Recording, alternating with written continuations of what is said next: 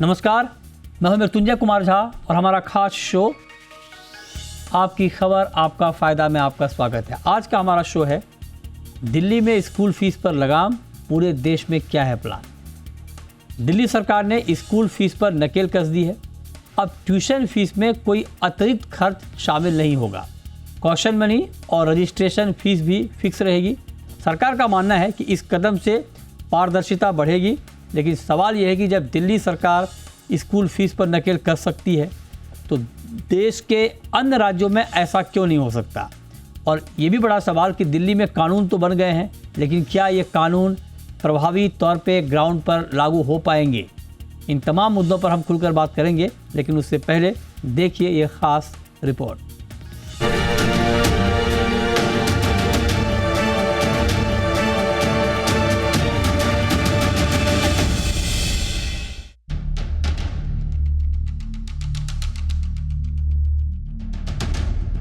दिल्ली में अब निजी स्कूलों की मनमानी फीस पर सरकार ने ब्रेक लगा दिया है। स्कूल फीस की मनमानी को लेकर जी बिजनेस लगातार मुहिम चलाता रहा है। अब दिल्ली सरकार ने नया स्कूल एजुकेशन अधिनियम लागू कर दिया है और ये नियम तुरंत प्रभाव से लागू होंगे।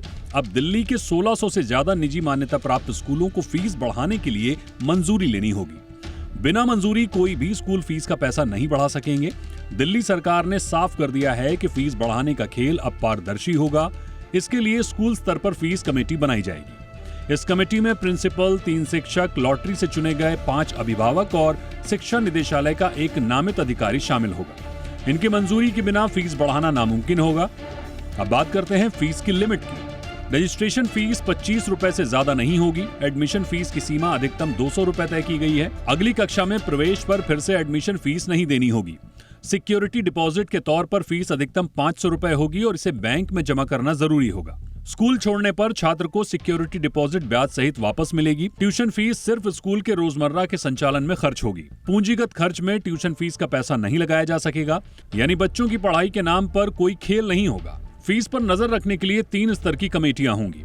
पहला स्तर स्कूल स्तर फीस कमेटी, दूसरा स्तर जिला स्तर अपील कमेटी और तीसरा स्तर राज्य स्तरीय कमेटी, जो अंतिम अपील और दंड निर्धारित करेगी। अगर कोई स्कूल नियम तोड़ेगा तो भारी जुर्माना देना होगा। पहली गलती पर 1 लाख से 10 लाख रुपए तक का जुर्माना लगाने का प्रावधान होगा। अगर किसी स्कूल ने गलती दोहराई तो जुर्माना 2 गुना हो सकता है। इतना ही नहीं, बिना मंजूरी बढ़ाई गई फीस को 30 दिन में रिफंड करना होगा। स्कूलों को सालाना फीस बढ़ोतरी का पारदर्शी बजट देना होगा। 2025-26 के लिए पहले से बढ़ाई गई फीस भी नई कमेटी की मंजूरी से ही लागू होगी। फीस प्रस्ताव जमा करने के नियम भी तय किए गए हैं। स्कूलों को अगले 3 शैक्षणिक साल का फीस स्ट्रक्चर तैयार करना होगा और 31 जुलाई तक कमेटी को भेजना जरूरी है। अगर ये नहीं किया तो पुरानी फीस ही लागू रहेगी।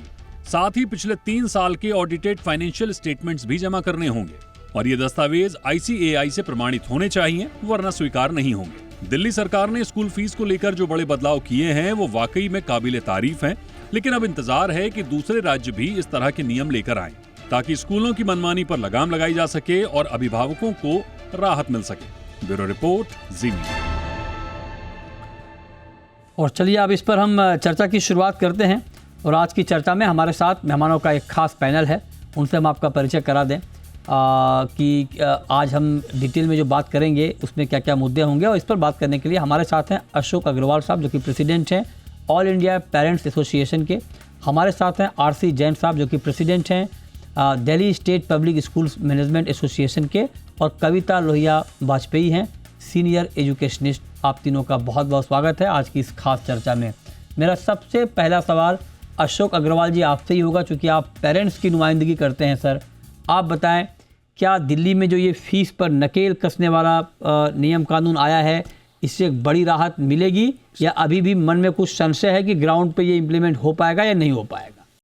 इस संशय तो है मन में, और इसका असली रूप जो है तभी पता लगेगा जब ये इम्प्लीमेंटेशन के प्रोसेस में आएगा। क्योंकि जो 3 टायर कमेटीज इन्होंने बनाई हैं, वो उसको कॉन्स्टिट्यूट करने में क्या प्रॉब्लम्स होंगी, उनके फंक्शंस करने में क्या प्रॉब्लम होगी, उनकी जो अपील का सिस्टम है 15% अगर पेरेंट्स होंगे तो फिर अपील लगेगी, ये सब काफी कॉम्प्लिकेशंस है। लेकिन जैसे आपने अभी बताया ना कि एक जो अभी रूल्स मैंने देखे वो काफी इंटरेस्टिंग है। और ये जो है ना, मैं आपको बताऊं कि 1997 में दिल्ली सरकार ने एक नोटिफिकेशन इशू किया था जिसके अंदर ये सब कुछ लिखा था कि 25 रुपए का प्रोस्पेक्टस, इससे ज्यादा चार्ज नहीं कर सकते, 200 रुपए का एडमिशन चार्ज नहीं कर सकते है, 500 रुपए से ज्यादा जो है आप सिक्योरिटी अमाउंट नहीं रख सकते। तो ये जो चीजें इन्होंने डाली है ना, ये बहुत अच्छी डाली है, मतलब अच्छे तरीके से डाली। और जो इसमें कई एक इंटरेस्टिंग चीज ये नजर आ रही है कि जो सरप्लस मनी होगा, सरप्लस मनी जो होगा वो वापस रिफंड करना पड़ेगा आपको, नहीं तो या तो रिफंड करेंगे या फिर उसी बच्चे की फीस के अंदर आगे भी एडजस्ट करेंगे। तो ये बहुत अच्छा है। डेवलपमेंट फी जो है, ऑफ कोर्स सुप्रीम कोर्ट ने कहा था कि 15% तक आप कर सकते हैं, और लेकिन इस रूल्स के अंदर इन्होंने लिखा कि 10% से ज्यादा नहीं कर सकते। तो ये भी अच्छा है। और फिर उन्होंने कहा है कि उसका एक डेवलपमेंट फंड बनेगा अलग से, है।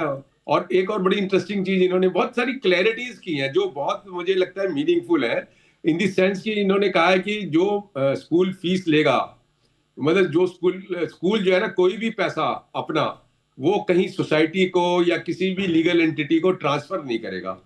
तो ये बहुत बेसिक चीज है, क्योंकि जो पिछले सालों में हमने देखा 97 के केसेस के अंदर करोड़ों करोड़ों रुपया स्कूल ने अपनी फीस को सोसाइटी में ट्रांसफर कर दिया या किसी और स्कूल को ट्रांसफर कर दिया।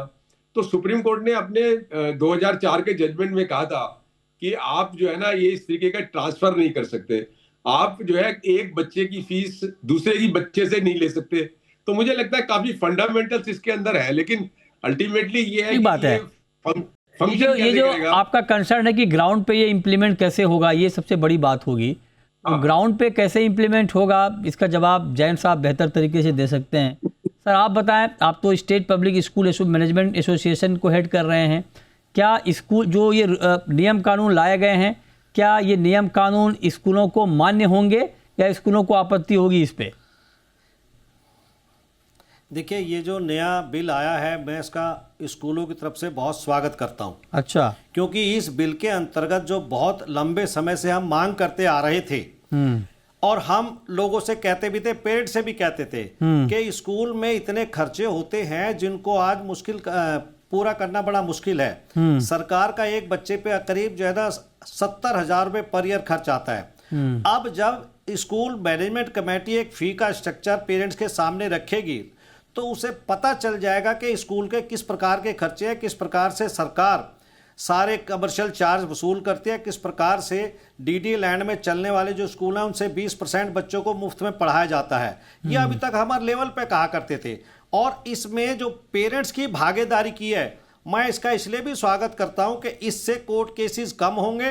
पेरेंट्स को भी ये लगेगा कि स्कूल अपने स्तर पे बिल्कुल ठीक है। अगर इसमें कहीं कमी है तो दिल्ली स्कूल एजुकेशन एक्ट जो ये कहता है कि सेक्शन 10(1) जिसमें सभी टीचरों को गवर्नमेंट का जो सेंट्रल गवर्नमेंट का जो पे स्केल है वो लागू होगा, वो इससे इसको राहत मिलेगी। और मैं इसमें एक चीज का और वो करता हूं, जो अभी 25 रुपए की बात की गई है, 200 रुपए की बात की गई है, तो पहले से ही है। और जो कॉशन मनी की बात की वो भी पहले से है। लेकिन सर कॉशन मनी नहीं सर, आप नहीं सर माफी चाहूंगा, ये सारी चीजें आप कह रहे हैं कि पहले से है कॉशन मनी चाहे एडमिशन फीस, लेकिन ये स्कूल मानते नहीं है ना भाई। कॉशन मनी आप देखिए 500 रुपए, कौन सा ऐसा स्कूल है प्राइवेट स्कूल जो 500 रुपए कॉशन मनी लेता है?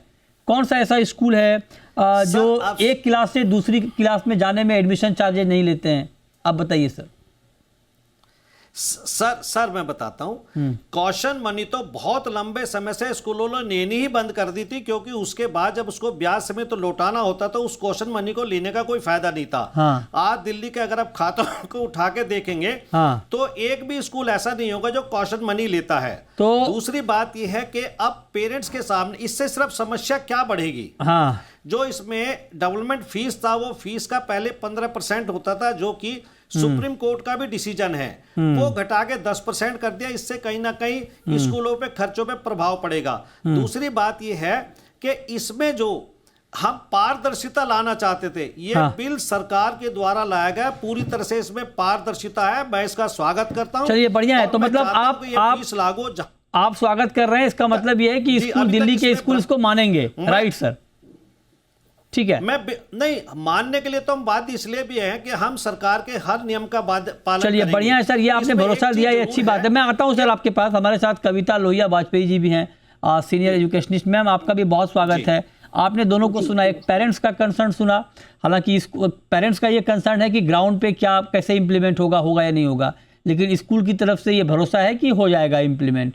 अब आपसे मैं जानना चाहता हूँ, क्योंकि इसमें बहुत गुना भाग होता है। कई बार स्कूल ये तो कहता है सामने से कि हाँ मैं इम्प्लीमेंट कर दूंगा, है ना, लेकिन उसमें इतने सारे फार्मूले लग जाते हैं कि आपको समझ में नहीं आता है कि वो इम्प्लीमेंट हुआ भी है कि नहीं हुआ है। मुझे याद आ रहा है कि जब हम पढ़ा करते थे स्कूल कॉलेज में, तो बहुत सारे कोचिंग के होर्डिंग लगे रहते थे, और उसमें ये होता था कि फ्री कोचिंग है, आइए फ्री कोचिंग। हम बात करने जब गए तो पता चला कि कोचिंग तो फ्री है, 30 दिन का कोर्स है, फ्री कोचिंग है, सिर्फ एडमिशन चार्ज 2,500 रुपये है।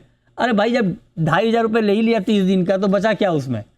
तो मैं ये सवाल आपसे इसलिए पूछ रहा हूँ, क्या इस तरह का कंसर्न है कि स्कूल कुछ और रास्ता निकालेंगे भाई, क्वेश्चन मनी के जरिए नहीं, एडमिशन चार्ज के जरिए नहीं, तो कुछ किसी और के जरिए? सही।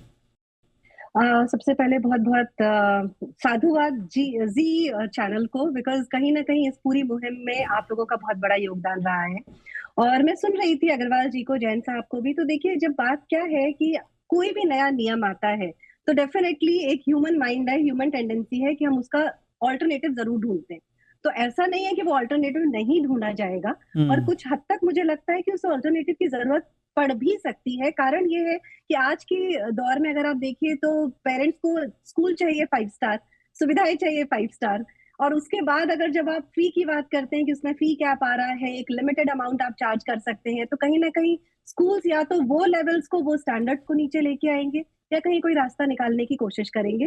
पर सबसे अच्छी बात है कि ये बहुत ट्रांसपेरेंट सिस्टम है, जो अगर इम्प्लीमेंट हो जाता है तो बहुत ज्यादा ट्रांसपेरेंसी है। तो जो मुझे लगता है कि अगर स्कूल्स कोई रास्ता निकालेंगे भी तो वो बहुत ट्रांसपेरेंसी की लाइन में होगा, बिकॉज यहाँ पे क्वालिटी ऑडिट की बात हो रही है, फी ऑडिट की बात हो रही है। तो ऑडिट के साथ कोई भी एक ऐसा रास्ता निकालना कि जो किसी भी नियम कायदे को बाईपास करके निकल रहा हो, वो बहुत मुश्किल हो जाता है। और स्कूल एक ऐसे संस्थान होते हैं कि जहाँ पे अगर हम वहीं पे नियम और कानूनों की धज्जियां उड़ाने लगेंगे तो फिर कहाँ जाएंगे। तो मुझे नहीं लगता कि in public I, in public view कोई भी ऐसा गैर कानूनी रूप से रास्ता निकाला जाएगा। ठीक है। पर हाँ, कहीं ना कहीं मुझे लगता है इस पे एक डिस्कशन की संभावना बनती है, क्योंकि रूल आया है, बहुत स्वागत योग्य है। मैं अगर एज अ पेरेंट बोलूं तो बहुत खुश हूँ, एज अ स्कूल मैनेजमेंट बोलूं तो कहीं मुझे लगता है कि मैं कैसे मैनेज करूंगी इतनी सुविधाएं जो मैं दे रही हूँ सब। तो इस पे एक डिस्कशन तो बनता है। बिल्कुल, इसीलिए हम कर भी रहे हैं डिस्कशन, आप देखिए आप लोगों के साथ में। लेकिन अब सवाल ये है कि अगर दिल्ली में इस तरह के कानून बन सकते हैं, तो क्या ये कानून देश के हर राज्य में नहीं होना चाहिए? क्योंकि स्कूल फीस एक बड़ा कंसर्न है, ना सिर्फ दिल्ली में बल्कि देश के बाकी राज्यों में भी। तो बाकी राज्यों में इम्प्लीमेंट होने में या कानून बनने में क्या दिक्कत है, वहाँ क्या होना चाहिए, इस पर बात ब्रेक के बाद आप बने रहिए हमारे साथ।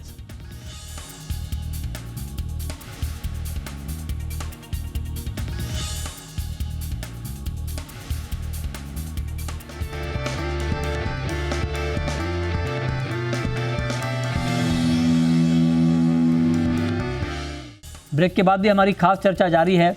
अब एक सवाल, अशोक अग्रवाल जी, जो कंसर्न आपने जाहिर किया कि कैसे इंप्लीमेंट होगा, आप जैन साहब तो कह रहे हैं कि हो जाएगा, कोई दिक्कत नहीं है, तो अब तो दुविधा दूर हो गई आपकी, या अभी भी कुछ चिंता बाकी है? नहीं, अभी चिंताएं पूरी है। आप देखिए अभी क्या होता है, क्योंकि कॉन्स्टिट्यूट कैसे होंगी, फिर वो फंक्शन कैसे होगा, है, और वो लोग इलेक्ट कैसे होंगे, मतलब जो टीचर्स में से या पेरेंट्स में से जो सिलेक्ट होने हैं कमिटीज के अंदर, तो सारी चीजें हैं।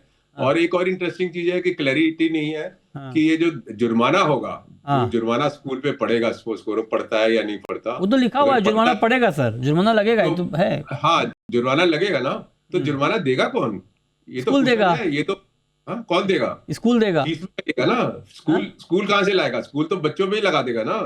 अच्छा, स्कूल के पास और कहाँ से आमदनी है? आप अच्छा, ओके, आप तो वहां तक पहुंच चुके हैं ना। तो इसमें क्लैरिटी ये होनी चाहिए कि स्कूल मैनेजमेंट, जो स्कूल का मैनेजमेंट देगा, ऑब्वियस है, मैनेजमेंट देगा। जैन साहब वो कह रहे हैं कि भाई पैसे कहाँ से आएंगे जुर्माने के लिए, तो बच्चों से वसूला जाएगा। बताइए जैन साहब। देखिए, स्कूलों को इस प्रकार की स्थिति आनी नहीं पड़ेगी कि उन पे जुर्माना पड़े। हाँ, इसमें एक बात मैं जरूर कहना चाहूंगा कि 2004 में सुप्रीम कोर्ट का एक फैसला आया था कि जो स्कूल जिस प्रकार की सुविधाएं देता है उसके हिसाब से उसकी फीस तय होनी चाहिए। इस बिल में उसको पूरी तरह से समावेश किया गया, पर इसमें एक कमी है जो मैं सरकार की तरफ ध्यान देना चाहूंगा कि आपने फीस के लिए तो मुद्दा तय कर दिया, पर इसमें अगर फीस के हिसाब से सैलरी को भी तय कर दिया जाए, क्योंकि बहुत सारे स्कूल बड़ी फीस लेते हैं, बहुत सारे स्कूल कम फीस लेके बच्चों को पढ़ाते हैं, पर सैलरी एक बराबर देने के लिए ये दिल्ली स्कूल एजुकेशन एक्ट में एक प्रोविजन है। अगर उसको भी इसके साथ जोड़ दिया जाता तो मैं समझता हूं कि दिल्ली से बेहतर अच्छा कोई भी इस प्रकार का बिल पूरी इंडिया में नहीं हो सकता था, और ये लैंडमार्क डिसीजन बन सकता है अगर इसमें फीस के साथ ही सैलरी को जोड़ दिया जाए। राइट, जिसमें जो शैलजा चंद्रा कमेटी बनी थी उसने भी अपनी रिपोर्ट दी थी। सबका ये कहना है कि लॉ में कमेटी बनी थी, उन्होंने 5 एक्सप्लॉयटेशन का अग्रवाल जी इसमें एसएल बंसल कमेटी जो फीस तय करने के लिए बनी थी, उन्होंने खुद माना कि दिल्ली में 5 कैटेगरी के स्कूल हैं। शैलजा चंद्रा कमेटी ने खुद ये कहा सेक्शन 10(1) में थोड़ा सा बदलाव होना चाहिए। Free and compulsory education act में रूल्स खुद ये कहता है कि दिल्ली सरकार अपनी सैलरी तय कर सकती है। ये फीस बढ़ने का मुद्दा वहां उठता है कि जहां जब अब 8 पे कमीशन आ रहा है, मैंने दिल्ली सरकार को लिखा है कि आप ये देखेंगे पिछले 7 वेतन आयोग आए हैं, किस प्रकार से सैलरी में वृद्धि हुई है, किस प्रकार से फीस उस हिसाब से बढ़ी है नहीं बढ़ी है। एक सवाल ये पूछा जाए, अगर सैलरी एक सवाल ये पूछा जाए कि जब सैलरी कम देने की बात करते हैं तो क्या टीचर्स या एम्प्लॉय से कम घंटे काम लेंगे क्या? ये नहीं, कम की बात नहीं कर रहे हैं, वो कह रहे हैं कि बराबर होनी चाहिए सैलरी। नहीं साहब ये कह रहे हैं कि जो अग्रवाल जी हमने स्कूल बच्चों के लिए खोले, हमने स्कूल बच्चों के लिए खोले से कम की सैलरी का। चलिए ये तो अलग अलग डिबेट का इशू होगा सर, मैं इस पर आऊंगा जैन साहब, अग्रवाल साहब। नहीं सर हमने स्कूल बच्चों के लिए खोले हैं, हमने बच्चों का हित पहले देखना है, पेरेंट्स का हित बाद में पहले देखना है। अगर हम पेरेंट्स का हित देखेंगे तो निश्चित रूप से हमें बोझ ज्यादा नहीं डालना पड़ेगा। ठीक है, मैं आऊंगा सर इस टॉपिक पे, वो अलग मसला है। लेकिन कविता जी आप बताइए कि ये तो हम दिल्ली की बात कर रहे हैं, लेकिन ये समस्या सिर्फ दिल्ली की नहीं है, देश के बाकी राज्यों में भी फीस को लेकर पेरेंट्स की चिंता बार बार सामने आती है। आप बताइए कि अगर दिल्ली में ये कानून बन सकते हैं तो महाराष्ट्र में क्यों नहीं, गुजरात में क्यों नहीं, यूपी में क्यों नहीं, बिहार में क्यों नहीं? यहाँ भी तो पेरेंट्स परेशान हो रहे हैं। बाकी राज्यों में क्या दिक्कत है? आप तो शिक्षाविद हैं, बताइए। स्टेट में है नहीं देखिए गुजरात में सर मृत्युंजय कुमार झा जी, बाकी स्टेट में है लेकिन इम्प्लीमेंट नहीं हो रहा है सर, और रूल का होना और इम्प्लीमेंट होना दोनों फर्क है। गुजरात में है और गुजरात में बहुत अच्छे से इम्प्लीमेंट हुआ है, यहाँ तक कि जो काफी नामचीन प्राइवेट स्कूल्स हैं उनमें भी प्रॉपर इम्प्लीमेंट हुआ है। अच्छा, तो ऐसा नहीं है। और जो आप बोल रहे हैं वो बहुत ही मुद्दे की बात है कि ये पूरे राष्ट्र में क्यों नहीं हो सकता, because at the end of the day शिक्षा आपका राइट है, इट्स अ राइट, अधिकार है आपका, मौलिक अधिकारों में से एक है। तो इस तरह के जो भी फैसले होते हैं उनका बहुत बहुत स्वागत होना चाहिए। और मैं बिल्कुल इस बात से सहमत हूँ कि अगर ये गुजरात में सक्सेसफुली चल गया, आज दिल्ली ने थोड़ा सा एक स्टेप और आगे जाके इसको और रिफाइंड फॉर्म में अगर इम्प्लीमेंट करने की बात की है तो बाकी राष्ट्र क्यों नहीं, तो बाकी राष्ट्र क्यों नहीं, बाकी राष्ट्रों में है, अलग अलग फॉर्म में है। तो मैं आपके पहले क्वेश्चन पे जाती जब आपने बोला, आपने ठीक है गुजरात का आपने जिक्र किया, ये बात ठीक है, वहाँ इम्प्लीमेंट हो रहा है, लेकिन मैं खुद मुंबई में रहता हूँ, बहुत सारी दिक्कत है, इम्प्लीमेंट ही नहीं हो पा रहा है। नहीं हो पाता है क्योंकि वो जो बाईपास करके हम कोई ना कोई रास्ता निकाल लेते हैं या कोई भी बहुत सारे ऐसे फैक्टर्स होते हैं। क्या रास्ता है, कैसे करना चाहिए इसको? ये तो एक बड़ी समस्या है ना। एक तो एजुकेशन की महंगाई ऑलरेडी इतनी बढ़ रही है ना, पेरेंट्स के ऊपर इतना बोझ आ रहा है, कैसे होगा ये बताइए मैम, कैसे करना चाहिए? नहीं क्यों नहीं होगा, जैसे कि मैंने बोला कि शिक्षा तो मौलिक अधिकारों में से एक है, तो ये तो आपके लिए हवा पानी की जैसी चीज हो गई ना। तो अगर इसमें हम करते, मुझे लगता है कहीं ना कहीं जो हम रिबेट की बात कर रहे हैं या जो फी कैप की बात कर रहे हैं उसमें थोड़ा सा बेनिफिट स्कूल्स को भी जरूर मिलना चाहिए किसी फॉर्म में, जहाँ पे ठीक है स्कूल्स कम फी चार्ज कर रहे हैं बट उनको जरूर एक क्वालिटी एजुकेशन प्रदान करनी चाहिए, दी जानी चाहिए। और उसके लिए एनईपी और एनसीएफ का जो हमारा आज की डेट में फ्रेमवर्क है वो भी बहुत स्ट्रांग है।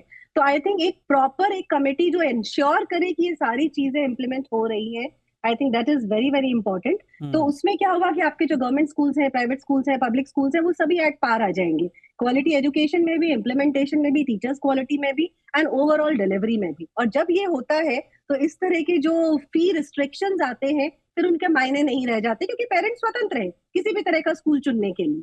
तो जहां तक ये है it's all about the quality, आप क्वालिटी अश्योर कीजिए, फिर क्या गवर्नमेंट स्कूल, क्या प्राइवेट स्कूल, क्या पब्लिक स्कूल, कुछ मैटर नहीं करता। फिर आप 25 रुपए एडमिशन फी की बात करें, आप 25 रुपए फी चार्ज कीजिए, ट्यूशन फी चार्ज कीजिए, कोई फर्क नहीं पड़ेगा, लेकिन क्वालिटी अश्योर कीजिए कि जो एक गवर्नमेंट स्कूल पढ़ाएगा वो एक आपका टॉप नॉच प्राइवेट स्कूल भी पढ़ाएगा। ठीक है, अग्रवाल साहब कुछ ऐड करना चाह रहे हैं क्विकली सर, 30 सेकंड में टाइम। मैं फी रेगुलेशन पे आपको बताना चाहता हूँ कि दिल्ली ये जो 15वां राज्य है जहां पर फी रेगुलेशन एक्ट बना है, और 1998 में दिल्ली हाई कोर्ट ने जजमेंट दिया, फिर 2004 में सुप्रीम कोर्ट ने दिया, फिर 2007 में रिव्यू के अंदर जजमेंट दिया, और उसके बाद 2009 में पहला तमिलनाडु राज्य था जिसने कानून बनाया।